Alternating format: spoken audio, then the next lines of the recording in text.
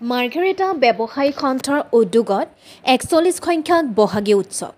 Margherita town হাইস্কুলৰ খেলপথাৰত অনুষ্ঠিত বহাগী উৎসৱৰ আজি ৰাতিপুৱা বিহুৰ পতাকা উত্তোলন কৰে উদযাপন সমিতিৰ সভাপতি তথা মাৰ্ঘেৰিটা বিধানসভা সমষ্টিৰ বিধায়ক ভাস্কৰ শৰ্মাই। শ্বহীদ তৰ্পণ শ্ৰদ্ধাঞ্জলি অনুষ্ঠানৰ পিছতে অনুষ্ঠিত বাৰেৰহণীয়া সাংস্কৃতিক সমাৰোহ উদ্বোধন কৰে জনপ্ৰিয় অভিনেত্ৰী দিগাংগনা বৰাই।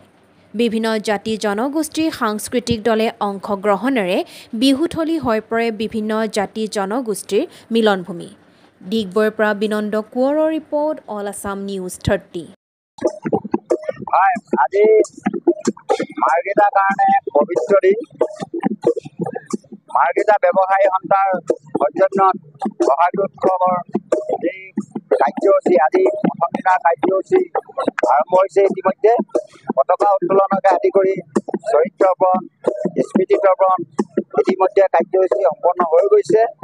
আৰু এতিয়া মাৰ্ঘেৰিটাত বসবাস কৰা বিভিন্ন ভাষা ভাষী, বিভিন্ন জনগোষ্ঠী, বিভিন্ন ধৰ্মাৱলম্বীয়ে সাংস্কৃতিক সমাৰোহ এই কাৰ্যসূচীত অংশগ্ৰহণ কৰিছে। ইতিমধ্যে আপোনালোকেও দেখিবলৈ পাইছে।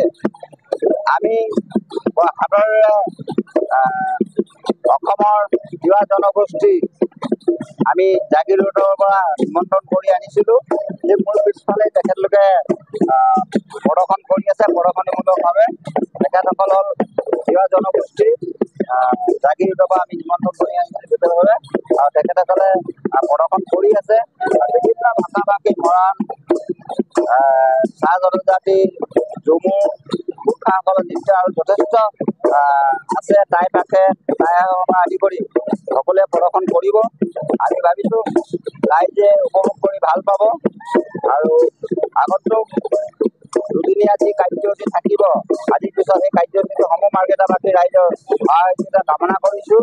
আৰু আহক সমূহ ৰাইজে এই বহাগী উৎসৱৰ বহাগী কাৰ্যসূচীটো বিভিন্ন কাৰ্যসূচী আনন্দ আৰু উপভোগেৰে শৃংখলাবদ্ধভাৱে সমূহ ৰাইজে একত্ৰিত হৈ অংশগ্ৰহণ কৰক, উপভোগ কৰক।